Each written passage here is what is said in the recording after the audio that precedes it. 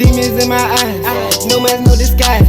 Can you feel my vibe? Label by my side. What's good, guys? We back again, the Real Quasar4L podcast. We finna get into this Psycho Bob situation once again. So make sure you hit that like button, comment, subscribe. Apparently, they're accusing Psycho Bob of snitching. Out of all rappers, this guy right here doesn't look like he would tell on a goddamn soul. This look like a straight fucking killer, demonic demon right here. So, let's go ahead and get into these clips, man. It was on Instagram. A couple of people were saying that, he snitched, he said a couple of things in some paperwork. So, let's go ahead and get into the video, guys. Hit that like button, comment, subscribe.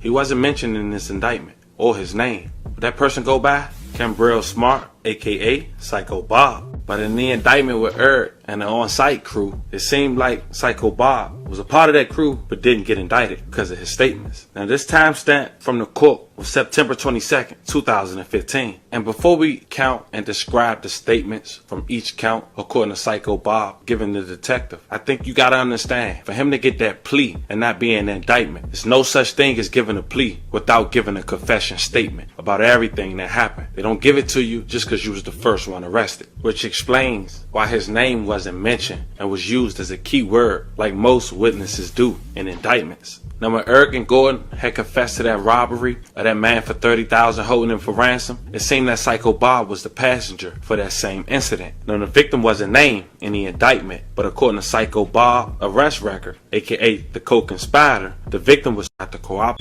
which was the same details that Eric had to admit to. Count 1, robbed with a firearm, who was Toby's, the big-time drug dealer, to deprive the victim of his property by inflicting fear and physical force. Count 2, they battered Toby with a motor vehicle, aka hit him. It caused damages to his arms, legs, and buttocks. Campbell Smart, aka Psycho Bob, he later battered Toby with his firearm, causing additional damage to the victim's forehead. The first count was robbery with a firearm. The second, aggravated battery with a deadly weapon. Count 3, they detained and restricted the movement of Toby against his will while inside the motor vehicle that Campbell Smart was passenger in. False imprisonment as an adult for count 3. Count 4, they forced Toby from his bicycle and into the motor vehicle to transport him against his will from the city of Dana Beach to Florida to the city of Oakland Park, Florida, and charged with kidnapping. And if Psycho Bob disclosed that he was the passenger, best believe he disclosed who was the driver and whatever else that they asked, which was about the future indictment and these recent charges by just getting 5 years of probation.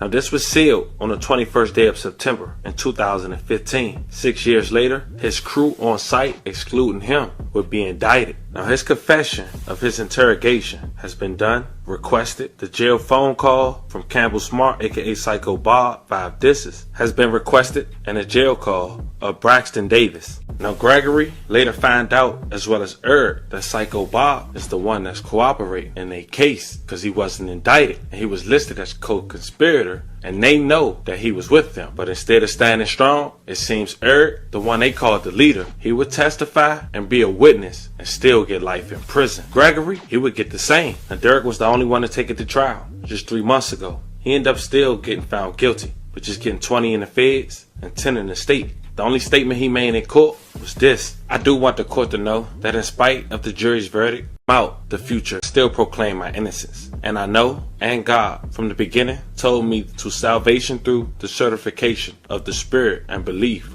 But in this video, we found out that the boogeyman of Broward County was the biggest state witness. Not to mention, his crew followed suit after the rapper was the first to give information. That's aka the co-conspirator. Family, let me know how you guys feel about this one in the comments.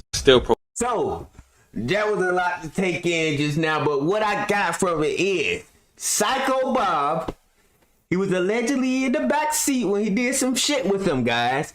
These guys got locked up on some federal charges, but Psycho Bob didn't. You know what I'm saying? And then on top of that, they got the paperwork up here that Psycho Bob gave a plea, but they're saying that you can't give a plea if you don't give a confession. So, I'm really not in tune with how the laws in the street niggas roll in jail because I've never been to jail. But one thing I can say, bro, this guy just lost his mom.